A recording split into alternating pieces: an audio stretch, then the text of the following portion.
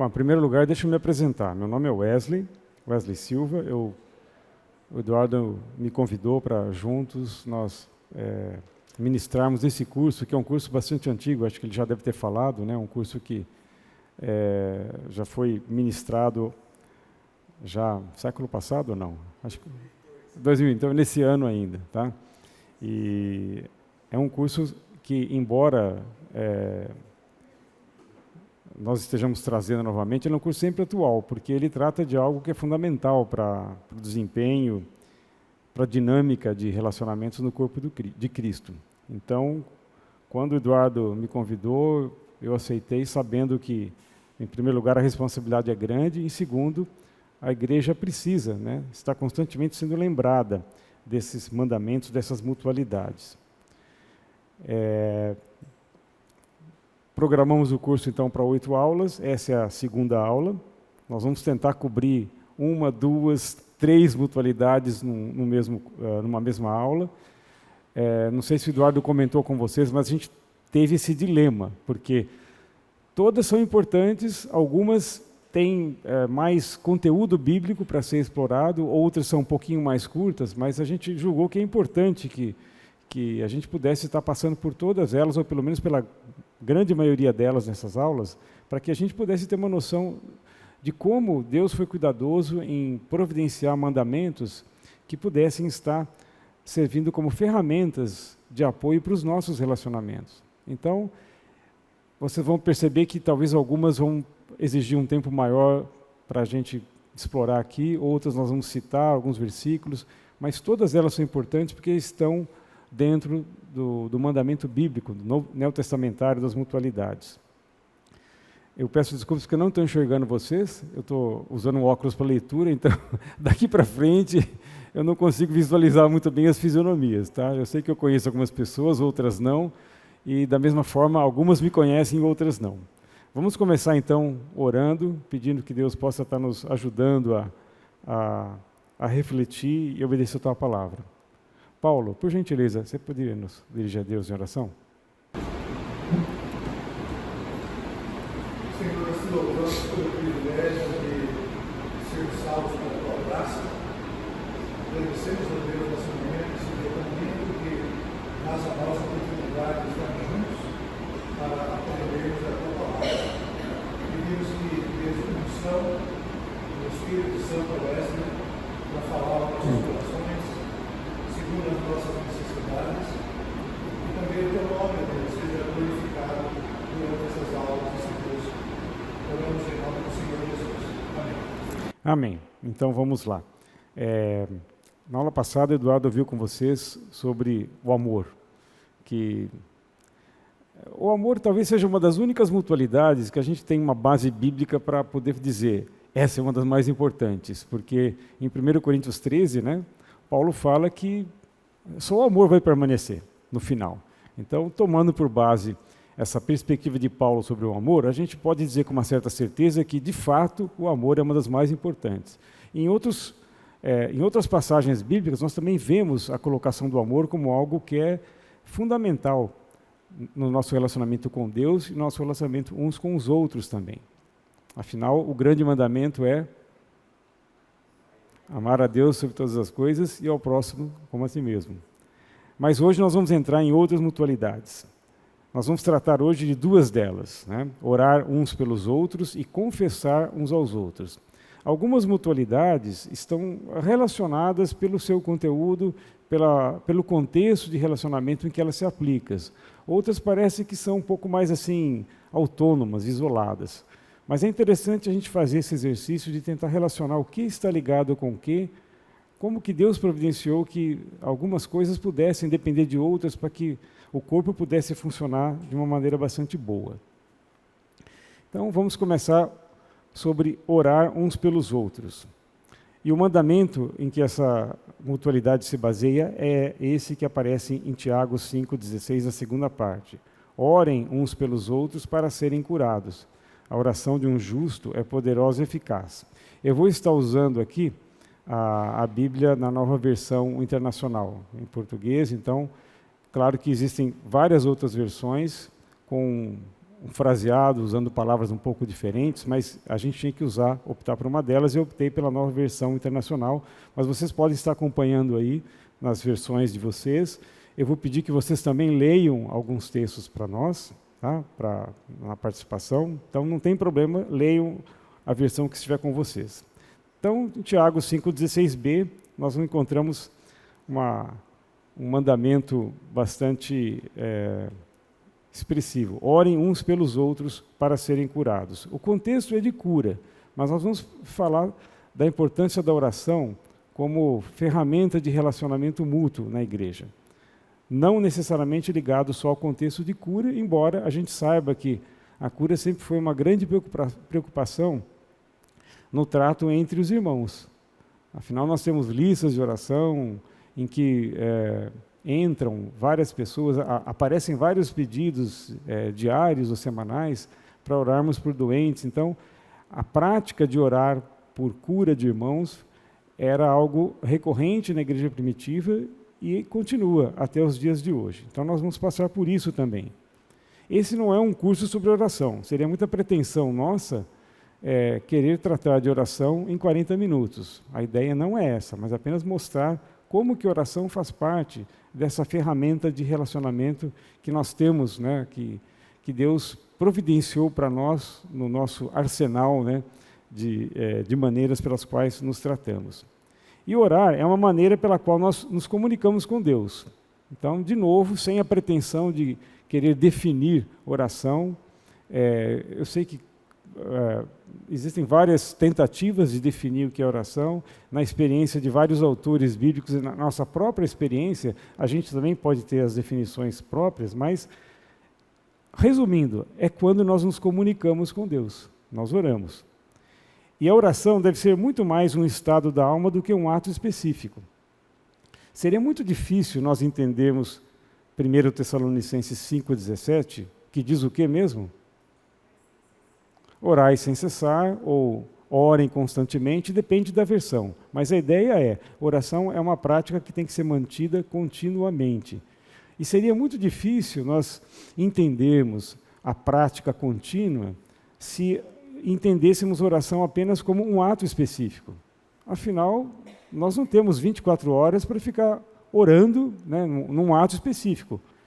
Parados, sentados, ajoelhados. A gente não tem como fazer isso, exceto em situações muito especiais que que algumas pessoas podem separar um tempo especial, num retiro, num jejum, e transformar a oração num ato específico e contínuo. Mas, via de regra, nós trabalhamos, nós nos relacionamos com outras pessoas, nós estamos dirigindo. Então, oração não é um ato de chegar, ajoelhar, colocar as mãos juntas e falar com Deus. Então, quando nós entendemos que oração é um estado da alma, aí sim, 1 Tessalonicenses 5,17 passa a fazer mais sentido. Há momentos em que esse estado da alma se materializa na condição de estarmos de mãos postas, ajoelhados, assentados, de pé, com a cabeça curvada, olhos fechados, orando. Mas há momentos que não. Há momentos em que as atividades em que estamos envolvidos apenas permitem que a gente eleve o pensamento a Deus. Então, esse é o estado da alma que não deve cessar nunca. Essa é a oração constante. Há poucos dias atrás, eu estava fazendo uma viagem por uma companhia do Qatar Airlines. E eu vi... tem um espaço entre a poltrona e o banheiro, que é um espaço um pouco maior, né? E nos momentos, durante o voo que eu me levantei para ir ao banheiro, tinha uma muçulmana orando. E ela estava voltada para Meca. Como é que ela vai saber onde Meca está no ar, né, a 10 mil metros de altitude? Aí depois que eu reparei, tem aquela televisãozinha do avião, né? E você pode escolher ali, ver um filme e tal, ou então tem aquele modo seu voo. Aí você clica lá e aparece o mapa de onde você está, e às vezes aparecia uma tela em branca, com uma rosa dos ventos, né, com os pontos cardeais, uma seta apontada para a cidade mais próxima, de onde o avião estava, e outra seta para uma coisa quadrada. Depois que eu me toquei, era aquela mesquita que tinha em Meca. Então, caso alguém quisesse se voltar para Meca durante o voo, a companhia dava, Meca está ali. Então a pessoa, independente de saber se ela estava no meio do oceano, no deserto, ela virava para lá e fazia. E essa muçulmana estava orando de joelhos. E tinha nas instruções de voo, tinha uma instrução assim que para nós é estranha, né? Ore sentado.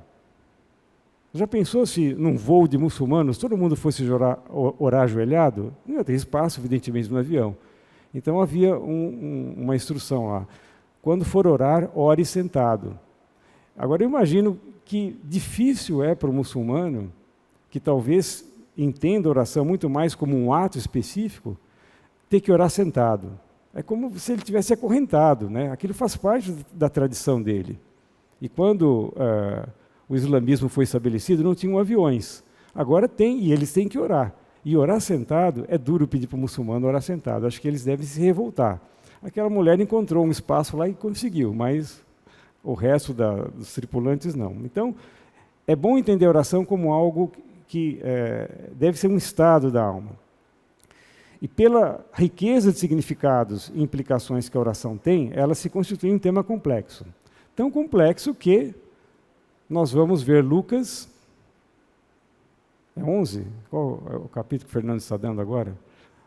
Eu achei estranho aquilo, né, quando o Fernando falou, nós não vamos sair daqui até o final do ano. Eu falei, o quê?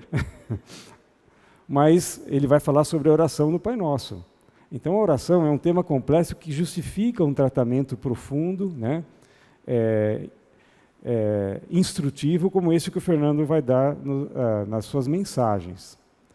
Então, de novo, essa não é uma aula sobre o tema complexo da oração, mas nós podemos identificar na nossa prática, vida prática, algumas situações específicas, oração de adoração, a oração de gratidão. Nós podemos colocar a oração em algumas prateleiras, né? Essas são algumas delas. Nós conseguimos identificar o que é uma oração de adoração, o que é uma oração de gratidão, quando ocorre a oração de intercessão, quando nós geralmente intercedemos pelos outros, às vezes por nós mesmos, né? Ou oração de confissão, em que os pecados são colocados na presença de Deus. Então, independente do número de prateleiras que a gente tenha para encaixar o nosso conceito de oração, ela tem uma natureza complexa e depende muito da experiência que cada indivíduo tem com Deus. É por isso que nós temos experiências diferentes de oração. Uns oram de um jeito, outros de outros. A única coisa que é comum a todos nós é nós nos comunicamos com Deus.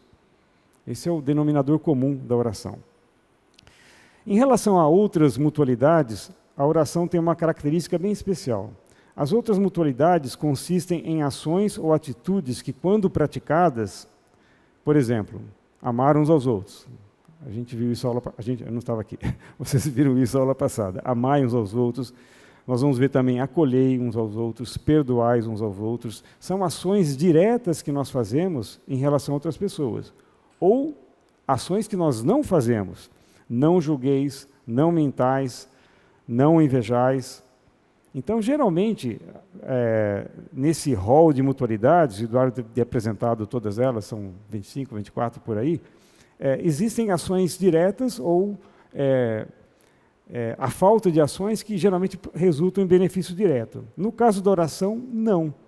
Por quê? A oração, diferentemente das outras ações que nós podemos fazer, é quando nós estamos interpondo a pessoa de Deus no relacionamento com a outra pessoa. E aí criar oportunidade para que Deus possa agir, se revelar e atuar na vida dela. Então, tem uma conotação, uma prática um pouco diferente. Eu estou pedindo, eu estou suplicando que Deus interfira na vida da pessoa pela qual eu estou orando, para que Deus faça alguma coisa. A livre do mal, a cure, a oriente, a dê sabedoria, enfim. Existem vários motivos pelos quais nós intercedemos pelas outras pessoas. Mas essa é uma mutualidade bastante diferente, porque é como se nós estivéssemos, Senhor, ajuda lá aquela pessoa, eu estou pedindo por isso. Se for da tua vontade, que o Senhor faça ou não, encaminhe da melhor maneira possível, mas o meu desejo é que o Senhor atue na vida dela. O que significa essa mutualidade? O que significa orar uns pelos outros? É estabelecer uma condição em que Deus é chamado a intervir na vida de um irmão necessitado. Então, nesse contexto, a oração ela se encaixa dentro daquelas categorias que nós podemos tratar como intercessão, súplica, né? Um pedido especial, um pedido fervoroso, mas de qualquer maneira, orar uns pelos outros é pedir que Deus interfira, que Deus haja, que Deus faça alguma coisa pela pessoa que nós estamos orando. Bom, então se orar uns pelos outros é estabelecer uma condição para que Deus interfira, que condição é essa? Então existem algumas premissas aqui, alguns pré-requisitos. O primeiro é crer que a oração foi instituída por Deus. É o primeiro ponto em que não deve haver a menor discussão, a menor dúvida no nosso coração. A oração foi instituída por Deus. Alguém pode ler para a gente 1 Tessalonicenses 5,17 e outra pessoa, Lucas 18,1? Já comentei aqui, já falei sobre Tessalonicenses 5,17, mas vamos ler lá. Orai sem cessar. Curto e grosso. Orai sem cessar. Né? Então nós já vimos que não é ficar ajoelhado, voltado para uma determinada posição, ou com as mãos formando um ângulo de tantos graus em relação... Não é isso, não é um ato, né? Mas é aquele estado da alma que procura a presença de Deus e se relaciona com Ele. E Lucas 18,1. Disse-lhes Jesus uma parábola sobre o dever de orar sempre e nunca esmorecer. Então Jesus contou uma história, uma parábola sobre o dever de orar sempre. Não é sobre a sugestão de orar sempre, é sobre o dever de orar sempre. Então, quando esse versículo foi traduzido para o grego, né? Olha, orar é dever, não é uma sugestão, não é uma dica, é um dever. E quando nós encontramos na Bíblia coisas que são deveres ou mandamentos, a gente tem que olhar de uma maneira um pouco diferente. Mas a primeira é essa. Então, foi Deus que instituiu a oração, não é invenção humana. Foi Ele quem pediu isso. A segunda condição é crer que Deus é soberano e misericordioso para ouvir e atender a oração conforme a sua vontade. Não é uma questão de poder de Deus. Vocês já pararam para pensar nisso? Nós não oramos porque nós cremos que Deus tem mais ou menos poder. Deus tem poder, independente de quanto nós oramos ou de quanto nós creiamos sobre isso. Não é uma questão de mais ou menos poder de Deus. O poder aqui se relaciona a nós. É um pouco complicado pensar nisso, né? A gente geralmente tenta evitar aquele estereótipo da oração que faz tremer os muros. Existem certos movimentos dentro da igreja evangélica que põem uma ênfase muito grande nisso, né? A oração fervorosa, com poder, como se a oração tivesse a capacidade e o poder de torcer o braço de Deus e fazer Ele atender você, independente do que Ele quer. Não é isso. Deus vai ter poder, Deus é poder, independente de quanto nós oramos, independente da maneira como nós oramos, da motivação, ou seja, a nossa oração não interfere no poder de Deus. Então a questão aqui não é de poder, mas a questão é de vontade. Quem pode ler para a gente Romanos 8, 26 e 27? Também o Espírito semelhantemente nos assiste em nossa fraqueza, porque não sabemos orar como convém. Mas o mesmo Espírito intercede por nós sobremaneira, com gemidos inexprimíveis. E aquele que sonda os corações sabe qual é a mente do Espírito, porque segundo a vontade de Deus é que Ele intercede pelos santos. Olha as palavras-chave aqui, né? Nós não sabemos orar como convém. O Espírito intercede por nós, de acordo com a vontade de Deus. Então, oração é muito mais uma questão de vontade de Deus do que de poder. Deus tem poder. O que nós não sabemos é qual é a vontade de Deus. Todas as vezes que nós nos ajoelhamos para orar, nós não sabemos o que Deus quer. É por isso que nós clamamos, é por isso que nós pedimos. E se for da vontade dele, ele vai realizar. Poder ele tem. Não é isso que vai determinar a nossa oração. A dúvida não pode ser essa. Será que Deus pode ou não pode? Ele pode, claro. O que nós não sabemos é se ele quer. Então, quando estamos interferindo, pedindo para que Deus interfira na vida de um irmão, às vezes nós estamos orando sem saber. Nós oramos sem saber como convém orar naquela situação, porque nós não conhecemos a vontade de Deus. Mas isso é uma coisa que eu espero que o Fernando trate ainda, mas não vamos tratar aqui. E outra coisa, Deus, nós temos que crer também que Deus não precisa da nossa oração. Nós é que precisamos de orar. Não é a nossa oração que vai tornar Deus mais ou menos poderoso. Deus se agrada e se alegra da nossa oração, mas isso é diferente de precisar da nossa oração. Ele não está suplicando, né, para que a gente ore, para que ele se sinta importante. Esqueçam isso, né? Nós é que precisamos de orar, nós é que precisamos experimentar o poder da oração quando ela está alinhada com a vontade de Deus. Mateus 6, 6 e 8. 6 a 8.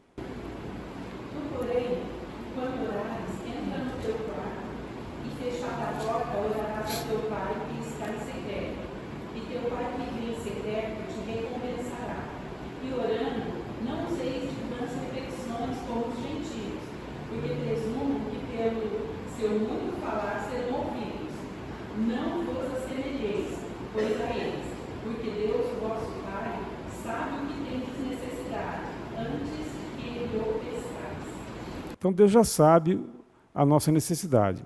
Então eu não vou orar. Mas a Bíblia fala para orar, então por que eu não vou orar?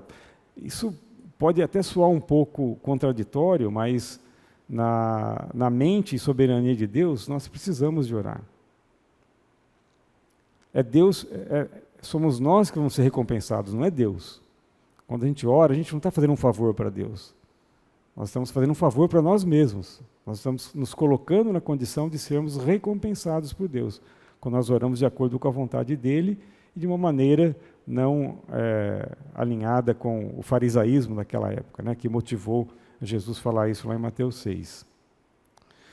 Vamos então agora passar uma parte mais prática. Motivos para orar uns pelos outros. Em primeiro lugar, né, esse texto mesmo que a gente leu, orar uns pelos outros para serem curados. Então, a saúde do nosso corpo. Isso atormenta a gente, né? Nós somos seres mortais. Então, como seres mortais, a gente já começa a morrer quando nasce, né? A gente cresce tudo, né? O organismo atinge assim, um estado assim, de vigor, mas depois vem a senescência e aí, naturalmente, a gente começa a caminhar para a morte. Isso aí é inevitável. Mas a gente deve orar uns pelos outros para sermos curados. A gente não sabe qual é a vontade de Deus em relação a algumas pessoas. Quantos de nós já viram, já puderam experimentar Deus respondendo a oração, curando algumas pessoas pelas quais nós oramos? Outras não foram curadas, continuaram assim por muito tempo, outras morreram em pouquíssimo tempo. Então, e aí, o que eu faço, né? Não sei, isso cabe a Deus. A gente não sabe qual é a vontade dEle e se não conhecer a vontade de Deus é um dos motivos que deve nos levar a procurá-lo. Nós queremos estar alinhados com a vontade de Deus. Mas será que nós não conhecemos a vontade de Deus? Será que é uma coisa nebulosa? Não, muita coisa nós conhecemos. O que nós não conhecemos, por exemplo, o irmão ficou doente. Eu vou orar para que ele seja curado. Por quê? Porque eu gosto dele, porque eu quero que ele fique do meu lado ainda por muito tempo, eu quero partilhar da comunhão com ele, eu quero almoçar com ele. Nós sentimos falta das pessoas. Mas há certas coisas que nós sabemos muito bem qual é a vontade de Deus. Isso já está claro, né? Na Bíblia como um todo. Então, para muitas orações é fácil a gente se alinhar à vontade de Deus, mas especificamente nessa questão de cura, realmente a gente fica assim, naquela expectativa, né? A gente quer mesmo que Deus opere, que Deus cure, mas a gente não conhece a vontade de Deus. Mas o mandamento é: orem uns pelos outros para serem curados. Também temos que orar pelo livramento de situações difíceis. Então, lembrando lá que quando Pedro estava na prisão, né? Pedro então ficou detido na prisão, mas a igreja orava intensamente a Deus por ele. Era a igreja contra o Império Romano. Parecia uma luta desigual, né? Puxa vida, não tem como Pedro escapar das garras de Roma, mas ele escapou. E a igreja orava intensamente a Deus por ele. Tão intensamente que nem acreditou quando ele bateu na porta, né? Parece uma daquelas coisas assim, estranhas da oração. A gente pede, quando Deus responde. É Pedro mesmo, né? Que está aí. Então, muitos de nós passamos por situações difíceis, né? A questão de saúde também é uma situação difícil, mas questões financeiras, de viagem, de relacionamento entre parentes, situações ligadas ao emprego, ou seja, todos nós sabemos onde o calo aperta no nosso calcanhar. E Deus também tem interesse por essas situações e quer nos livrar. Então, orar uns pelos outros também por isso, a gente encontra a base bíblica para realizar essa prática. Pelo alívio do fardo de um irmão. Esse texto de Mateus fala sobre a situação específica de Jesus.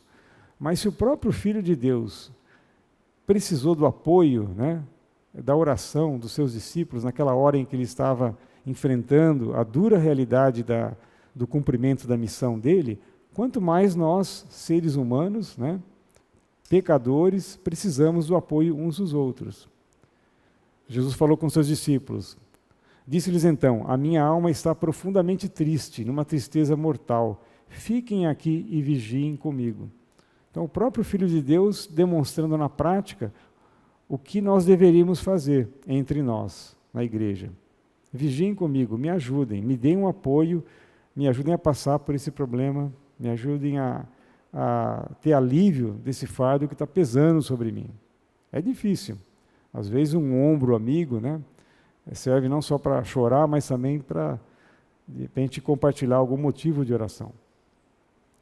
Para sermos usados efetivamente na propagação do Evangelho. E Colossenses é muito rico nisso. Ao mesmo tempo, orem também por nós, para que Deus abra uma porta para a nossa mensagem, a fim de que possamos proclamar o mistério de Cristo, pelo qual estou preso. Orem para que eu possa manifestá-lo abertamente, como me cumpre fazê-lo. Entre nós tem alguém que está nessa situação?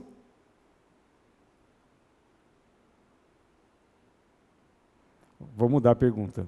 A igreja tem missionários? Tem. Eu imagino que a vida deles não deva ser fácil, né? Nos locais onde eles estão atuando. Nós temos uma missão bastante consistente já há algum tempo lá no Nordeste e sempre que alguém de lá vem aqui compartilhar, passar um tempo na igreja, eles compartilham sobre necessidades.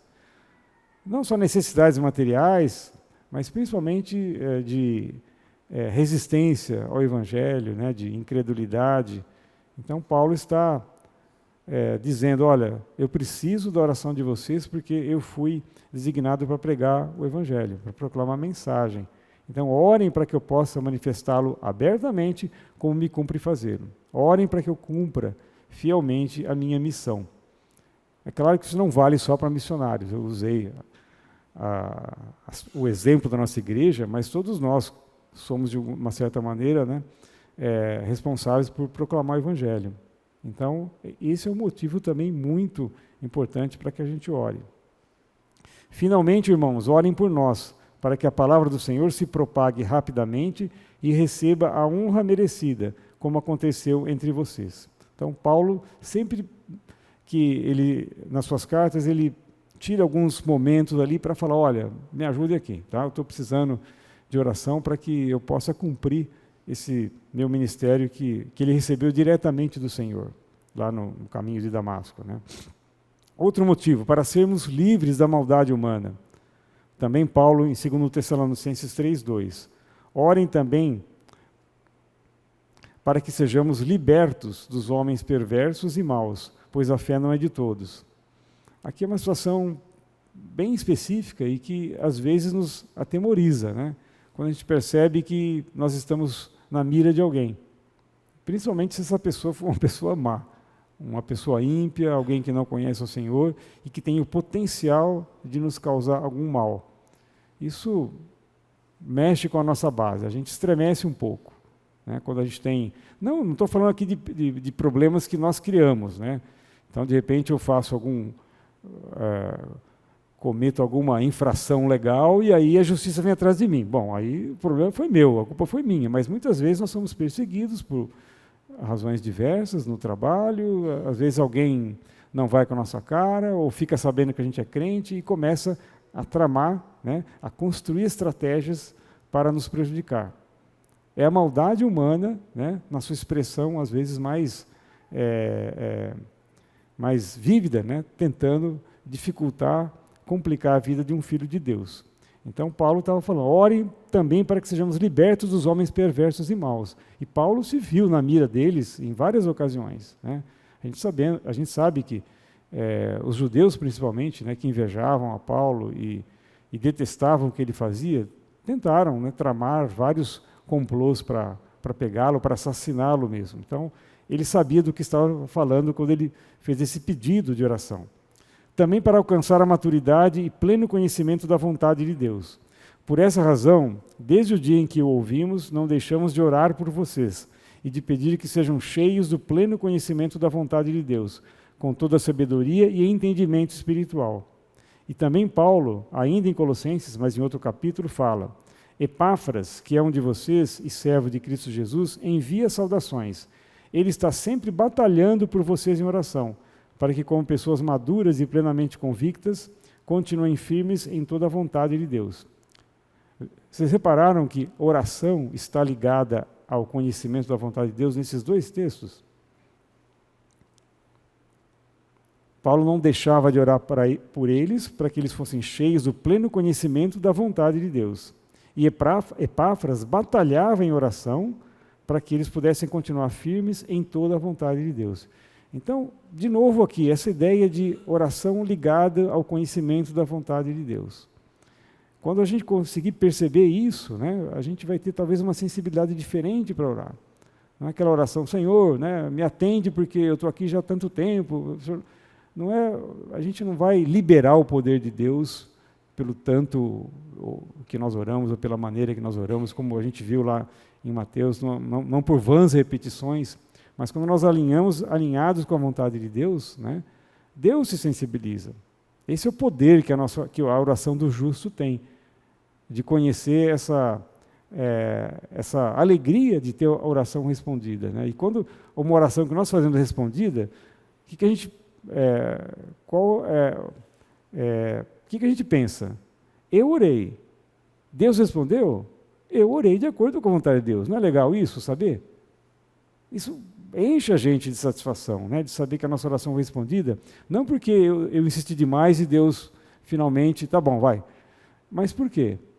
Porque eu alinhei a minha oração com a vontade de Deus. Ele queria aquilo. Se ele não queria e mudou pela minha oração, eu não sei, nós nunca vamos saber disso. Mas é assim que nós crescemos na vida de oração, tendo essa maturidade pela qual Epáfras e o próprio Paulo orava pelos discípulos. E, finalmente, né, para sermos semelhantes a Cristo e vivermos na plenitude do conhecimento de Deus. É um texto longo, mas vejam como Colossenses está cheio de situações em que Paulo coloca a oração como uma necessidade para a manutenção do seu ministério e para a maturidade dos crentes da igreja de Colossos. Por essa razão, ajoelho-me diante do Pai, do qual recebe o nome toda a família nos céus e na terra. Oro para quê? Com as suas gloriosas riquezas, ele os fortaleça no íntimo do seu ser com poder por meio do seu Espírito, para que Cristo habite no coração de vocês mediante a fé. E oro para que, estando arraigados e alicerçados em amor, vocês possam, juntamente com todos os santos, compreender a largura, o comprimento, a altura e a profundidade, e conhecer o amor de Cristo, que excede todo o entendimento, para que vocês sejam cheios de toda a plenitude de Deus. Então, conhecer o amor de Cristo em 3D é preciso oração. Para conhecer Deus em toda essa perspectiva multidimensional que Paulo coloca aqui, é preciso oração. E ele repete, me ajoelho diante do Pai. Oro para quê? Oro para quê? Então, a oração importa, gente. Então, orar um pelos outros é muito mais do que um mandamento rápido que a gente lê lá, né? Orai um pelos outros, como a gente viu em Tiago. Mas vejam as implicações profundas que esse mandamento curtinho tem na nossa vida e no relacionamento entre cristãos na igreja. Como é que a gente pode colocar em prática essa mutualidade? Em primeiro lugar, procurando conhecer o irmão. Não estou falando orar por ele ainda, mas conhecer o irmão. Afinal, orar por uma pessoa que a gente não conhece, a gente até faz isso, né? Você lá em casa, a Celeste recebe uma lista de oração, E ela conhece mais gente do que eu, mas tem várias pessoas que nem eu nem ela conhecemos. Então não é por isso que a gente vai deixar de orar. Mas conhecer a pessoa, o nosso envolvimento emocional, afetivo é maior quando a gente conhece a pessoa. Então procura conhecer um irmão, aí sim procura conhecer a necessidade do seu irmão ou da sua irmã. Como é que vai ser feito isso? Eu não sei, mas aí vai da experiência e da sabedoria de cada um, né, que Deus dá. Tentar, às vezes isso é alguma coisa espontânea, natural, a pessoa compartilha. Às vezes tem pessoas que têm dificuldade de contar uma fraqueza, um problema, né? Não quer dar trabalho para ninguém, mas eu acho que faz parte da nossa responsabilidade também criar situações para que as pessoas pelas quais nós desejamos orar se sintam à vontade para compartilhar necessidades e dificuldades. Então, esse é um processo, às vezes, complicado, que entre amigos e conhecidos é tranquilo, mas, às vezes, nós somos instados a orar por pessoas pelas quais a gente não tem os mesmos laços estreitos de amizade ou de conhecimento, e não é por isso que a minha oração não vale. A minha oração vale também por ela, mas se a gente pudesse chegar, conhecer, saber o nome, saber a necessidade, acho que isso traz um envolvimento maior, o que é bom para nós e para a pessoa. Também, né, essa prática exige discrição, confiabilidade, né, autenticidade. É muito fácil a gente ser tentado a contar para outro um motivo de oração que a pessoa contou para mim, né? Às vezes a pessoa quer que eu ore, ou as outras pessoas do ciclo de amizade delas, né? Então, não cabe a mim, eu vou usar a palavra compartilhar entre aspas, mas é um eufemismo para fofocar, né? Não cabe a mim ficar espalhando aquilo para outras pessoas, né? Às vezes o assunto é fantástico, nossa, é um problemão, tal, né? As pessoas ficam morrendo de curiosidade para saber o que é. Não tem isso. Na oração uns pelos outros, tem que haver discrição. Orar pelo irmão, mesmo que ele não expresse algum pedido. Às vezes, a gente sabe qual é o problema, o irmão, nós não o conhecemos pessoalmente, mas ficar sabendo é assumir uma responsabilidade também diante de Deus.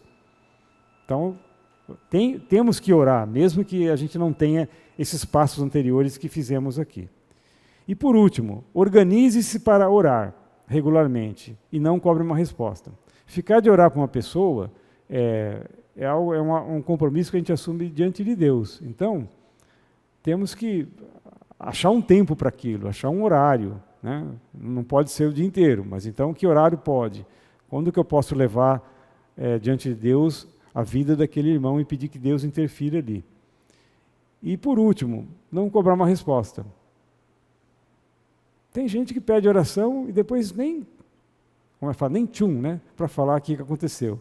E às vezes a gente fica meio, né, puxa, eu gastei 3 horas por dia para orar por ela, e ela nem me deu satisfação, nem falou o que aconteceu, se ela sarou, se aconteceu isso. Acho que isso não cabe a nós, né? Se a gente tem interesse mesmo pela vida do irmão, vamos orar. Às vezes, por razões diversas de personalidade, a pessoa o esquece, não vai dar um retorno, né? Se 500 pessoas orarem por uma pessoa, eu imagino que, às vezes, você atingir 500 pessoas e falar, olha, quando você dá um relatório, né? A Bíblia não pede que a gente cobre relatório da pessoa pela qual a gente está orando.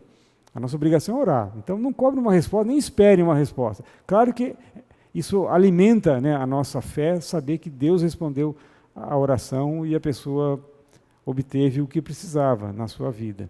Mas fazer questão disso, eu acho que não é muito salutar. E, por último, um desafio. Se vocês quiserem e puderem, vamos tentar orar por alguém durante essa semana.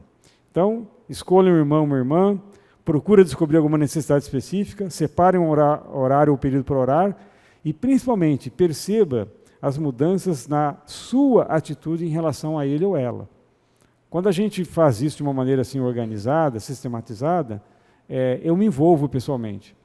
Então, a figura da pessoa vai estar sempre na minha mente, né, a semana inteira, enquanto eu estiver orando por ela. Isso talvez mude alguma atitude em mim em relação a ela. Eu não conhecia, passo a conhecer melhor. Eu achava uma coisa que talvez não me atraísse muito nela e de repente eu descubro que não é bem assim. Eu achava que ela era uma pessoa assim, orgulhosa e de repente não, ela não é. Ela tem esse problema, compartilhou comigo. Então, esse tipo de envolvimento é bom também porque, além de eu pedir a Deus que interfira na vida dela, Deus também está interferindo no meu relacionamento com ela. Isso pode aumentar a nossa amizade, pode criar vínculos que perduram depois como uma amizade mais sólida no seio da igreja. Então, esse é o desafio que a gente tem aí para vocês. Se vocês quiserem e puderem, vamos praticar isso aí. E depois a gente pode compartilhar uns com os outros aí. Ok? Intervalinho, vamos lá. Esse segundo tópico, a segunda mutualidade, de alguma maneira está relacionada tanto com oração como com outras mutualidades que a gente vai ver também ao longo do curso. Mas vamos tratar especificamente dessa hoje, porque tem uma coincidência interessante. As duas, orar e confessar, fazem parte do mesmo versículo. O mandamento está lá em Tiago 5,16. Só que aqui é a primeira parte. Portanto, confessem seus pecados uns aos outros. A gente inverteu, né? A segunda parte é, e orem uns pelos outros, que nós já vimos na primeira metade da aula. Mas, de qualquer maneira, orar e confessar são tratados por Tiago aqui dentro do mesmo versículo. Então, uma coincidência para a qual a gente não deve assim, ignorar, né? Então, se a Bíblia colocou essas duas coisas juntas, vamos pensar um pouco mais sobre elas também.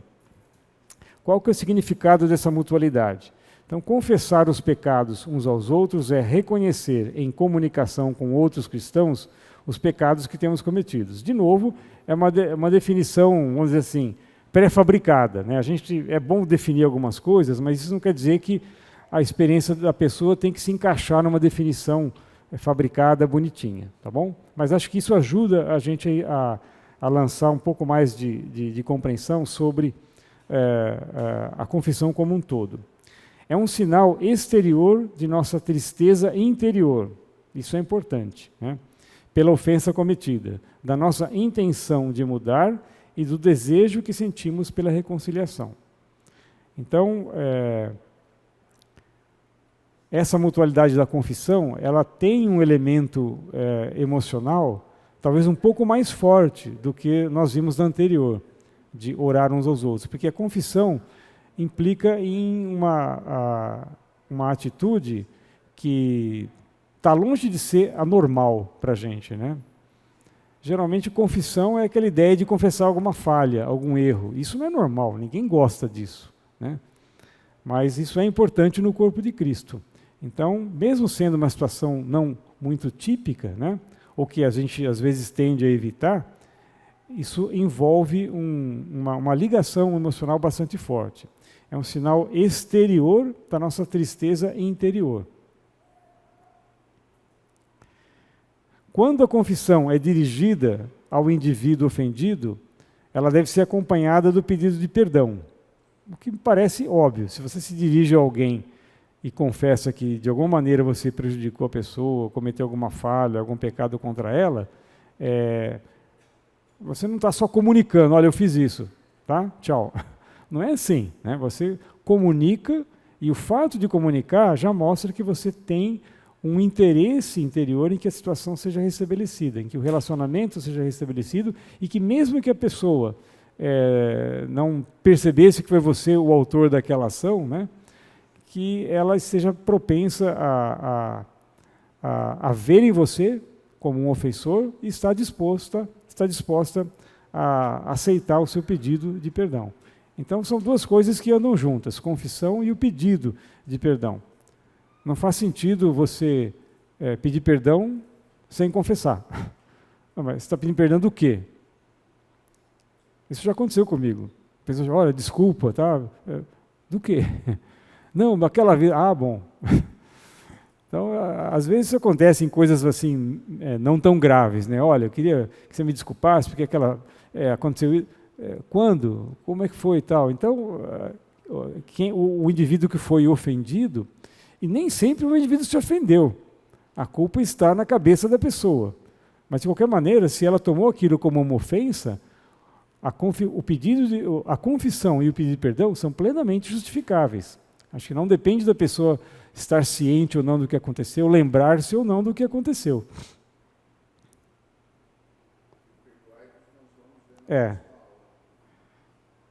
Não, o Rafael, meu genro, não está aqui. Ele um dia entrou na minha casa para falar que queria casar com a minha filha, aquelas coisas, né? E, olha, Bom, o Fernando fala dos filhos dele, porque eu não posso falar do meu genro também. Olha, você tem alguma coisa contra mim? Eu? Por quê? Não, você... Tudo bem, você me perdoa. O que aconteceu? Não, porque outro dia no futebol, não sei quantos anos atrás, acho que ele deu uma canelada em mim, alguma coisa. Ele nem está lembrando daquilo, mas aquilo na cabeça dele era uma coisa assim espantosa, entende? Para casar com a minha filha, ele tinha que ter o meu perdão. Né? Pô, eu nem estou lembrando disso, é coisa de futebol, tal. Enfim, é uma coisa que aconteceu, mas mostra o fato de que não necessariamente a pessoa que foi ofendida se sentiu de fato ofendida, né? Então, o problema às vezes pode estar na cabeça da pessoa. Nem sei se doeu ou não, mas tudo bem. A prática desse mandamento não deve se restringir ao ofendido. Então, no contexto da igreja, a confissão não deve ser feita apenas ao ofendido, mas na maneira como a igreja funciona, outras pessoas precisam também ficar sabendo.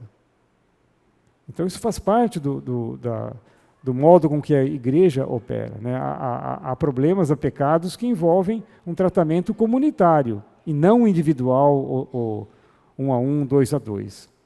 Então, a prática não deve ser restrita ao indivíduo que potencialmente sofreu a ofensa.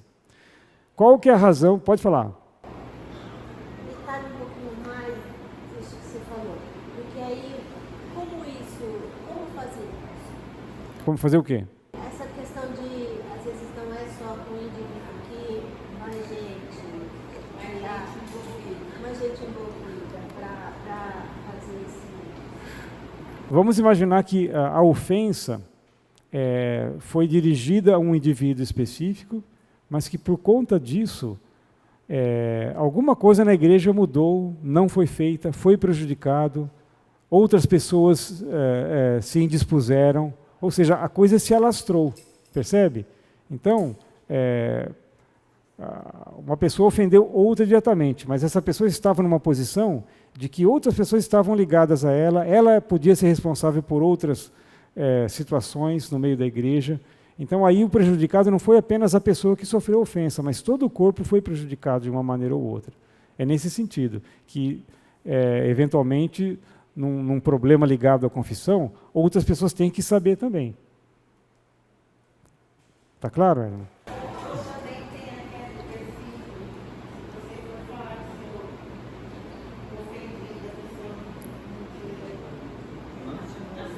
Leva 2, né? Isso. A gente vai tratar disso também. Vamos ver esse versículo aí.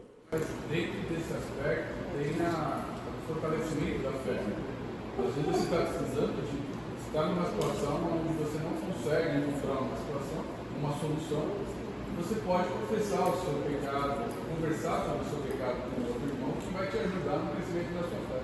Aliás, dentro desse aspecto, quando você deu o exemplo do Rafael, a gente vê que a confissão do pecado ou o pedido do perdão não faz bem somente a quem foi ofendido, mas também a quem ofendeu. Porque quando você não faz isso, você pode se encontrar dentro de uma jaula, né? Escravizado e até com o seu relacionamento prejudicado, que você não se permite pedir o perdão. Às vezes passa essa dúvida na cabeça do ofensor. Será que eu peço ou não? A pessoa não lembra mais, já esqueceu, mas ela precisa daquilo. Então, é interessante tomar a iniciativa para fazer essa confissão. Essa semana, vou ilustrar. Essa semana uma pessoa chegou para mim e falou: quero contar uma coisa que aconteceu. Eu, quando adolescente, passei do lado de uma oficina, tinha um alicate, a oficina estava com a porta abaixada, mas tinha um alicate na porta da oficina.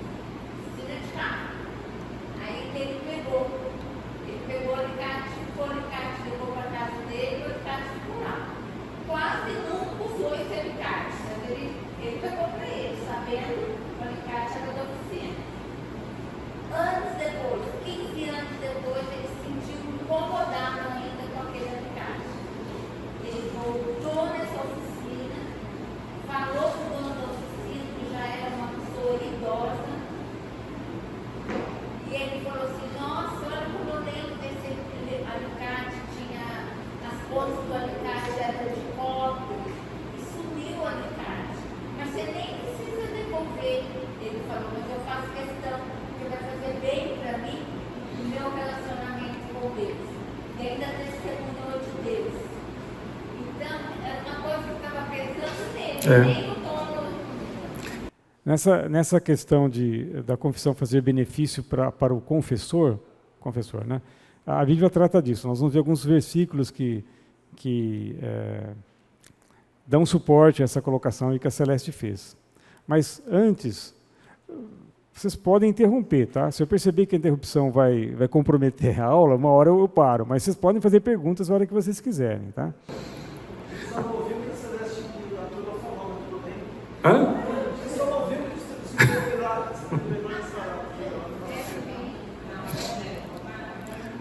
Mas agora eu fiquei curioso, quem é esse cara que pegou o alicate? Depois vou conversar com ela depois em casa.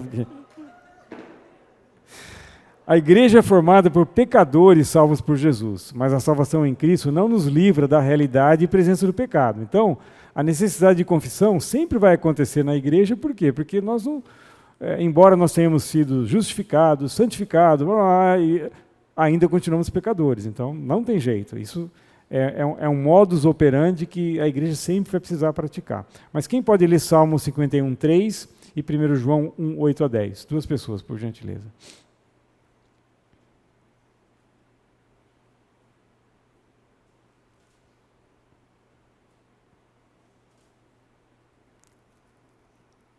Pois eu conheço as minhas transgressões, o meu pecado está sempre diante de mim. O meu pecado está sempre diante de mim. É a nossa realidade, gente. Não tem jeito. A gente não vai conseguir se libertar desse fardo, né, enquanto vivermos. E 1 João 1:8-10. Se dissermos que não temos um pecado nenhum, a nós mesmos nos enganamos, e a verdade não está em nós. Se confessarmos os nossos pecados, Ele é fiel e justo para nos perdoar os pecados e nos purificar de toda injustiça. Se dissermos que não temos cometido pecado, fazemos-o mentiroso, e a sua palavra não está em nós. Claro, né? Não há a menor sombra de dúvida de que a nossa situação é uma situação ainda de vida de pecador, né? O pecado está presente e só quando nosso corpo for transformado é que nós vamos ficar livres da presença do pecado. Como a gente costuma cantar numa canção que, vez ou outra, é cantada nos cultos, né? A gente está livre do poder do pecado, mas não da presença do pecado. Em Tiago, nesse texto que nós lemos, em Tiago 5, a confissão mútua parece estar associada à cura de enfermidades provocadas por pecados cometidos. Orem uns pelos outros, confessem as vossas culpas uns aos outros e orem uns pelos outros para que sareis. Então, Tiago dá um motivo, né, para a confissão e para a oração mútua, para que sareis. É um contexto particular. Não necessariamente todo motivo de oração, como a gente viu, tem que estar ligado à saúde física. Mas nesse contexto de Tiago, as duas coisas, as duas mutualidades estão ligadas à saúde física. Confessem as vossas culpas uns aos outros e orem uns pelos outros para que sareis. Então, em alguns contextos, a gente sabe que a culpa, né, carregada por uma pessoa pode provocar doenças, pode fazer mal a ela. E isso não é a Bíblia só que fala, mas a gente sabe disso, né? A medicina, a psicologia, nós vamos ver daqui a pouco a opinião de um psicólogo, não é novidade, até mesmo para o mundo sem Deus, de que a culpa reprimida e carregada pode ser prejudicial ao organismo, ao físico das pessoas. As pessoas sentem aquilo. Embora o Novo Testamento não seja claro a respeito dessa relação, a gente não sabe, não é uma relação, embora a gente saiba que ela existe, nós não sabemos como é que isso funciona. Então, Que tipo de pecado leva a produzir uma doença? E que doença? Não tem como estudar isso, né? A Bíblia não é clara nesse respeito, mas a gente pode ter como claro que essa relação existe. E o Velho Testamento, de alguma maneira, também confirma a existência dessa relação. Então, a mesma ideia está presente no Velho Testamento, e envolve tanto a cura física como emocional. São 3 salmos, aí, 3 passagens que nós já conhecemos, mas vamos ler novamente para confirmar isso. Primeiro, Salmo 32, 3 e 4, e depois Salmo 51, versículo 8 e versículo 12. Quem que pode ler? Enquanto eu escondi os meus pecados, o meu corpo definhava de tanto gemer. Pois de dia e de noite a tua mão pesava sobre mim. Minha força foi se juntando como em tempo de seca. Enquanto escondi o meu pecado. Então, esconder alguma coisa, alguma ofensa, algum pecado e não confessar pode ter como resultado essa situação triste pela qual Davi passou e deixou registrado para a gente nesse salmo muito bonito e que é muito inspirador para nós, né? Ele sentia a mão de Deus pesando sobre ele e isso se refletia no seu organismo, né? Nos seus ossos, no seu próprio corpo. E também Salmo 51, 8 e depois 12. Faça-me ouvir júbilo e alegria, para que exultem os ossos que esmagaste. E o 12. Restitui-me a alegria da tua salvação e sustenta-me com o espírito voluntário. Então, a alegria que ele almejava estava condicionada à retirada da sua culpa. E essa retirada da sua culpa aconteceu quando ele confessou o pecado. Então veja a sequência de processos, né? Ele gemendo, né, se sentindo esmagado pela mão de Deus, e depois ele antevendo a alegria que ele teria quando essa culpa era removida. Deus restituindo a alegria e essa alegria contaminando toda a sua personalidade e todo o seu corpo. Então, de alguma maneira, essas coisas estão de fato relacionadas, embora a gente não saiba dizer exatamente como isso acontece. Então vejam, até a psicologia reconhece os benefícios físicos e emocionais da confissão. Então eu citei aí, achei uma citação desse profissional, o Dr. Lloyd Thomas, né? No ato de compartilhar em voz alta as nossas lutas, atitudes, medos, problemas e alegrias, os benefícios da confissão dirigida a outro ser humano podem ser libertadores e fortalecedores. Então vejam a opinião de alguém que eu não conheço se é um cristão ou não. Ele escreveu isso num contexto profissional e a psicologia também tem como alvo, né, o bem-estar humano, inclusive nessa área de culpa e de confissão. E embora a psicologia não reconheça, né, alguns psicólogos cristãos sim, mas de um modo geral a psicologia é uma ciência secular. Não necessariamente ela tem que seguir a Bíblia nas suas orientações, embora alguns profissionais cristãos façam isso. Mas vejam que até a psicologia consegue perceber essa relação, né, de que a confissão, a comunicação em voz alta, e geralmente uma confissão é feita em voz alta, né? Pode até ser em voz baixa, no ouvido da outra pessoa, mas você tem que pronunciar isso. Ninguém consegue confessar uma coisa só de pensamento. Você tem que falar para alguém tem que ouvir. Ou você pode escrever também, claro, mas de alguma maneira você tem que expressar aquilo, ou por escrito ou em voz alta. Então, esse compartilhar em voz alta, essa comunicação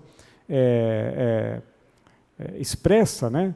E ele coloca aqui lutas, atitudes, medos, problemas, alegrias. A gente poderia colocar também pecados, né, nessa listagem aí, mas ele reconhece que isso traz benefício para a pessoa que dirige essa confissão para outro ser humano. Isso liberta e fortalece.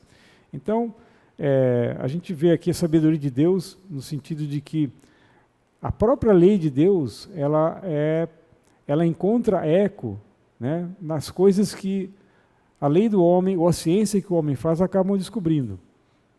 Então, a psicologia está baseada na verdade bíblica aqui, embora um psicólogo que não é cristão, pode ser que não reconheça essa ligação. Mas nós, como cristãos, conseguimos enxergar como a lei de Deus é sábia e ela acaba encontrando eco nas nossas próprias leis, nos nossos próprios procedimentos, em algumas das nossas condutas éticas.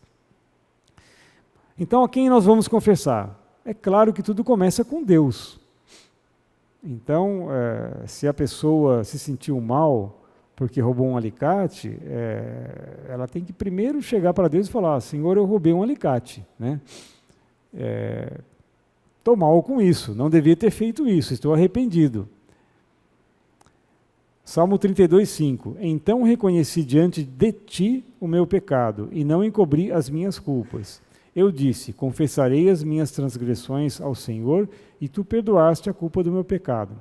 Então, caso a ofensa seja dirigida a um irmão ou irmã, ou apenas a Deus, sem envolver necessariamente uma outra pessoa, um outro cristão, de um jeito ou de outro, tudo tem que começar com Deus. É Deus que tem que ser o primeiro a ouvir, né, o que nós temos a falar. Qual o nosso problema, qual que é a nossa culpa, o que nós fizemos que dói até nos ossos. Confessaria as minhas transgressões. Depois, se houver necessidade de chegar para algum irmão que sofreu ofensa, então a pessoa toma esse segundo passo. Outro salmo em que Davi relata essa situação. Contra ti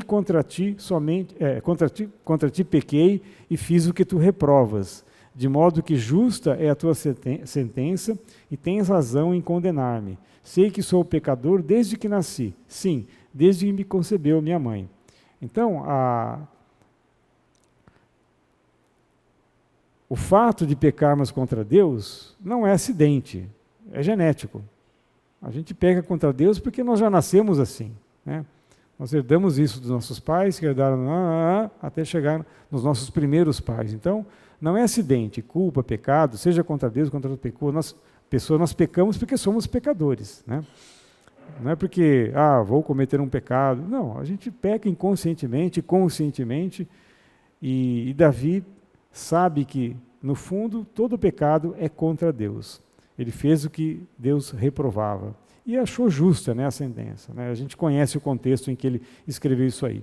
Mas o segundo passo, então, é fazer a confissão ao indivíduo ofendido. Portanto, confessem os seus pecados uns aos outros e orem uns pelos outros para serem curados. A oração de um justo é poderosa e eficaz, que é o versículo que a gente está vendo desde o início da aula. Chegar, então, ao indivíduo e, em alguns casos, à igreja.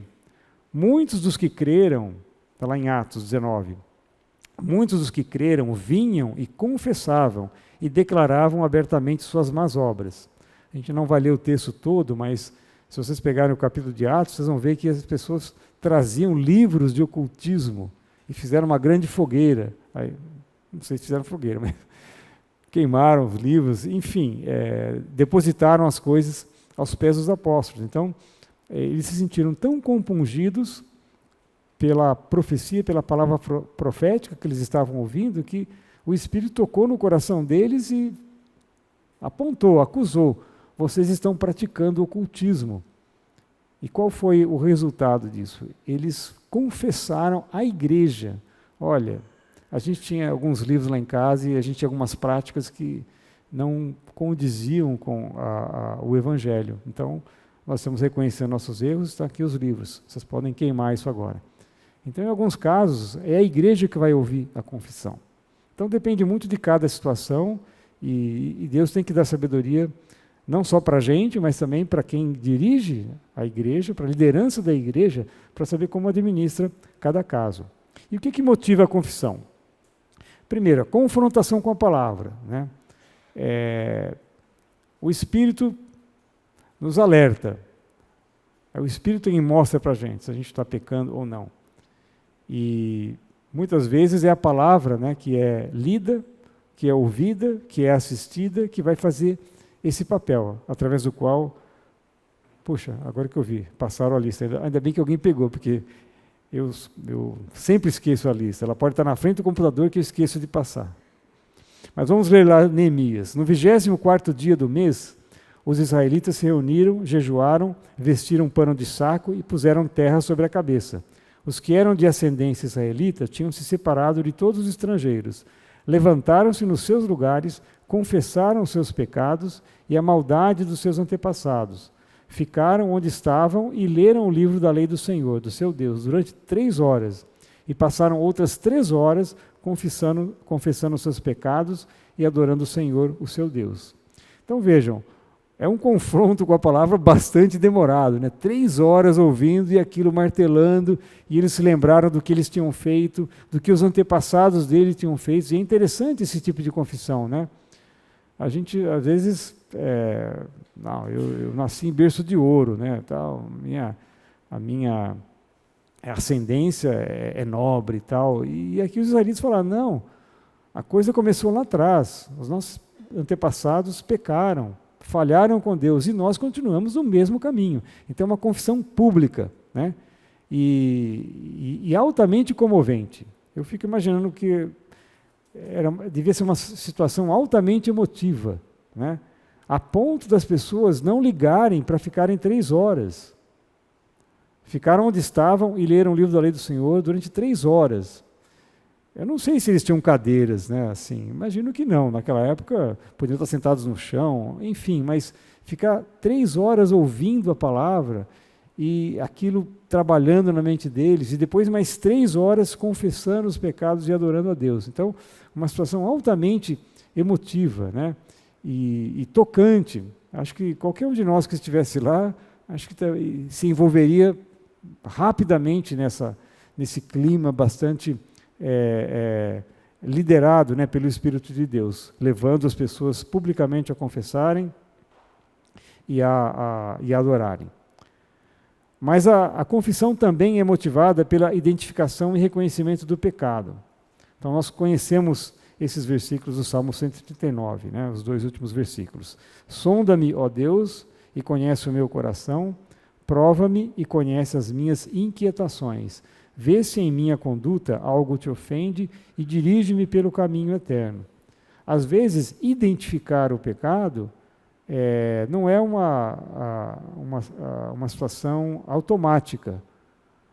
O Espírito trabalha no nosso interior, né, nos convencendo do pecado e do juízo, mas às vezes isso exige também um período de reflexão. Não é uma coisa automática, né? A gente às vezes não vê uma voz do céu falando, você fez isso. Às vezes Deus fica trabalhando com a gente fica, né, tentando se esquivar aqui, ali. Sonda-me, né? É um processo de sondagem, né? Escrutínio, é como se Deus estivesse garimpando, né? Quem faz sondagem é geólogo, né?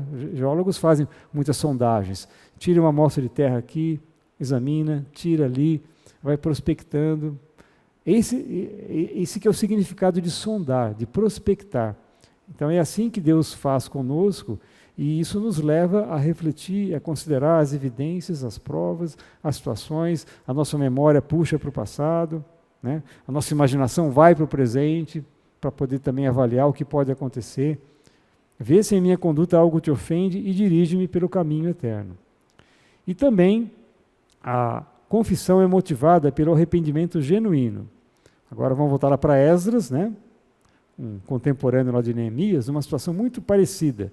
Enquanto Esdras estava orando e confessando, chorando, prostrado diante do templo de Deus, uma grande multidão de israelitas, homens, mulheres e crianças, reuniram-se em volta dele.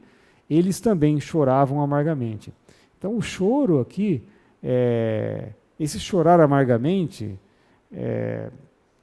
traduz uma ideia de genuíno arrependimento. Ninguém consegue chorar amargamente fingindo, né? O fingimento pode nos levar aquelas lágrimas de ator, né? Ou de atriz, né? Que treina para chorar. Mas chorar amargamente, eu não sei, não entendo hebraico e não tive a curiosidade de ver o significado, mas não é preciso muita imaginação para saber que era um choro realmente intenso, né? Que partia do fundo do coração. Não eram lágrimas de crocodilo apenas. Conhece essa expressão, lágrimas de crocodilo?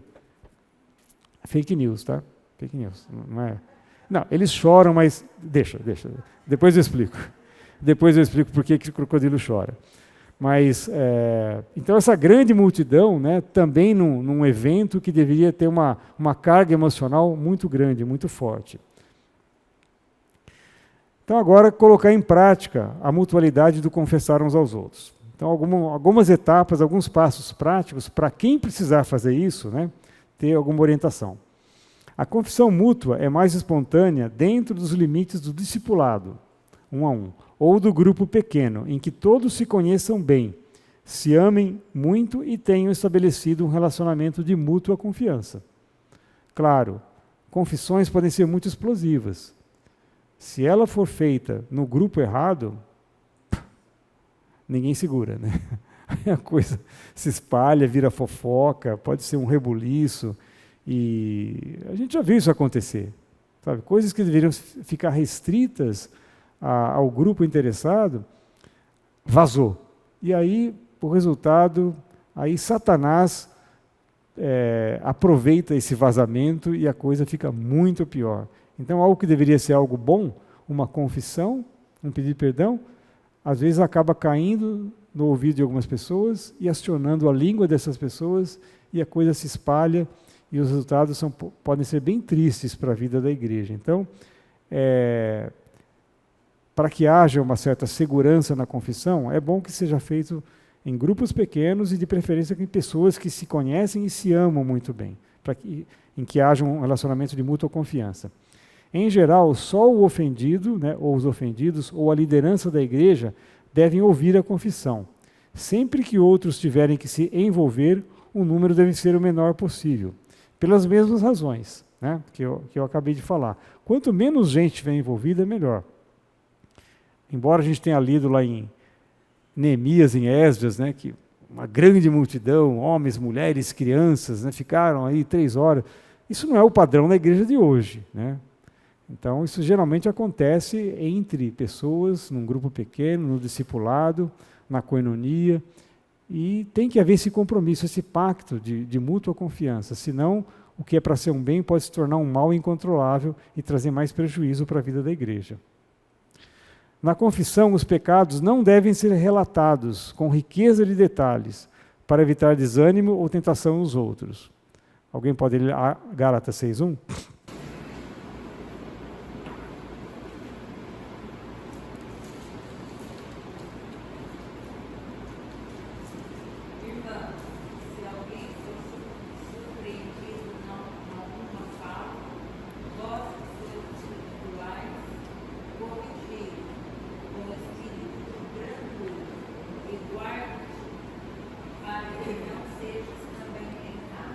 Então, existe esse risco, né, esse perigo, né, de uma confissão expor situações que podem levar pessoas a, eventualmente alguns mais fracos, a quererem fazer o mesmo, ou achar que pode ser, né, ou então ficar tão desanimado, né, que, puxa vida, eu achava que a igreja era assim, e no entanto não é, né, tem pessoas assim. Então, para evitar essas coisas, né, os pecados não devem ser relatados com riqueza de detalhes para todo mundo. Eventualmente, alguém precisa ouvir isso daí, alguém mais maduro, né? Como a Celeste leu, vós que sois espirituais. Então, ouvir confissão também não é para todo mundo. Paulo está falando isso em Gálatas, não é para todo mundo. Vós que sois espirituais, que têm maturidade para lidar com a questão, podem ouvir e dar um bom encaminhamento para essa situação. Mas não é para qualquer pessoa ficar ouvindo e em toda a riqueza de detalhes, porque a gente não sabe o coração do irmão, como é que ele vai estar reagindo àquilo que ele ouviu. Então é um cuidado que Paulo coloca para preservar essa mutualidade da confissão e resguardá-la dentro de um grupo que efetivamente pode lidar com aquilo. A confissão de pecados é uma ferramenta poderosa que auxilia a pessoa a vencer determinada prática pecaminosa. Não é indício de fraqueza ou humilhação, mas antes de maturidade espiritual. Então, se alguém é levado a confessar algum pecado, alguma falha que fez, seja para uma pessoa individual, para um grupo, para a igreja toda, isso é sinal de maturidade espiritual. A pessoa reconheceu, ela foi convencida, ela buscou ajuda, ela confessou e tem que ser tratada com todo respeito. Porque é alguém que passou por um problema, é traumático. A confissão é traumática, não é uma coisa que nós fazemos naturalmente. Ela envolve uma certa humilhação. Então, deve ser encarada como, embora seja um pouco humilhante para quem está confessando, a pessoa não deve ser humilhada pelos demais. Ah, você fez isso, está morto, corta a garganta, expulsa. Não é assim. Então, já é humilhação bastante para quem confessa, mas se a pessoa chega a esse ponto é porque ela sente a necessidade de mudar a situação. Então, ela deve ser vista, amparada com todo o respeito e amor que a situação exige. Está errado. No meu faltam 4 minutos ainda. Hã? Faltam 4? Tá bom. 3? Tá bom. Depois a gente pode falar mal do irmão que apertou. Muito bem. Alguns passos práticos para quem quiser fazer também um desafio durante a semana, né? Confessar uma falta cometida contra um irmão. Então, aí, eu não sei, de repente todos nós somos santos e não falhamos nesse aspecto. A gente não vai praticar porque a gente é perfeito. Mas se alguém não for se sentir perfeito e achar que tem alguém para quem pode confessar, vamos tentar fazer isso. Mas não faça isso apenas a título de exercício, mas conscientize-se da necessidade de obedecer o mandamento bíblico. A mutualidade anterior, orar um pelos outros, aquele desafio de procurar alguém orar, até pode ser encarado com exercício, porque algumas coisas na vida cristã têm que começar dessa maneira. Né? Assim como a gente aprende a fazer algumas coisas que são importantes, mas que no início a gente não gosta. Então, até encarar como exercício em algumas situações é válido, mas aqui não. É difícil achar, eu vou me exercitar, vou confessar para... Não é assim. Sabe? Tem todo um processo de convencimento. Então, se a situação não aparecer para você, não faça, não force, não procure isso. Mas se você achar que vale a pena, que Deus está tocando no seu coração, tente chegar para alguém e colocar isso em prática. Lembre-se do que aconteceu e reconheça o que você fez para ele ou para ela, ou para eles ou para elas, né? E ore para que Deus crie a oportunidade e converse com ele ou ela, com sabedoria e humildade. Então, um pouco diferentemente do desafio que a gente lançou para a oração, a confissão é uma coisa um pouco mais interior, assim, é um pouco mais complicada de ser encarada apenas, vou fazer para aprender, eu quero... Não é assim, sabe? Ninguém pode ser forçado a confessar uma coisa se o Espírito de Deus não convenceu da justiça e do juízo.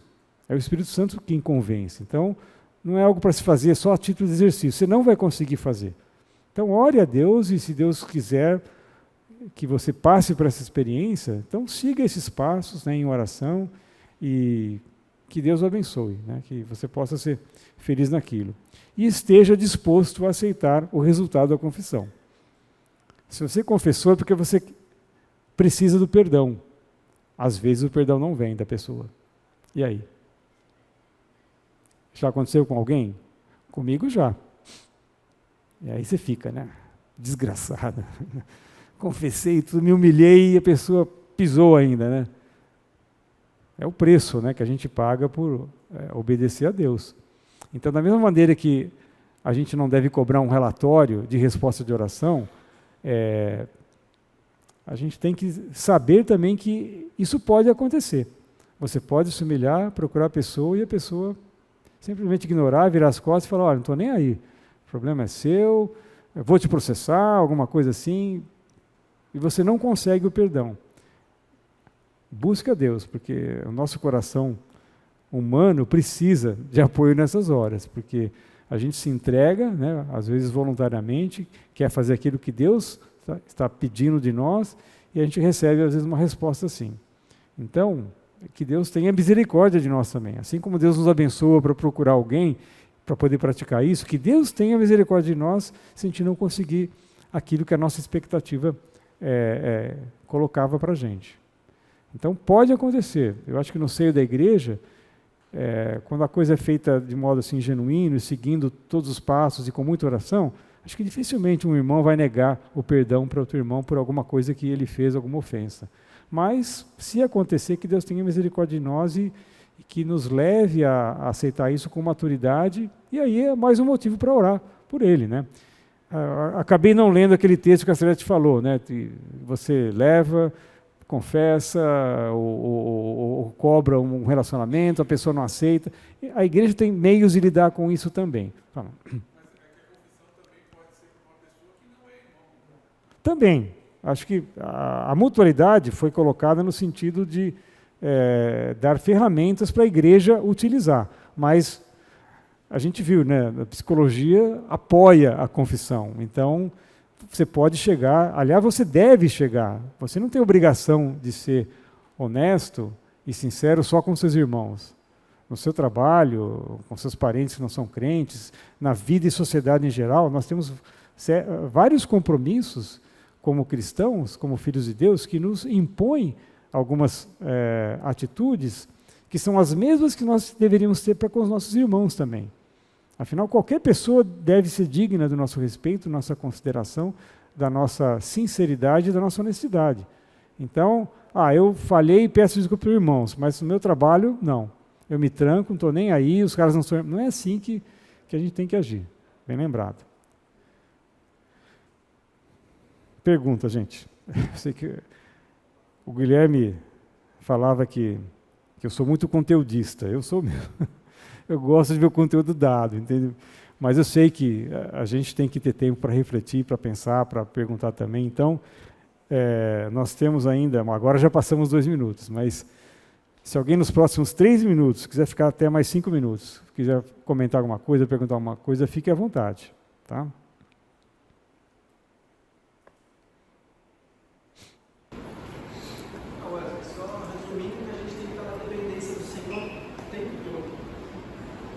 Resumindo? Tem que estar na dependência do Senhor toda hora. O tempo todo e mais um pouco.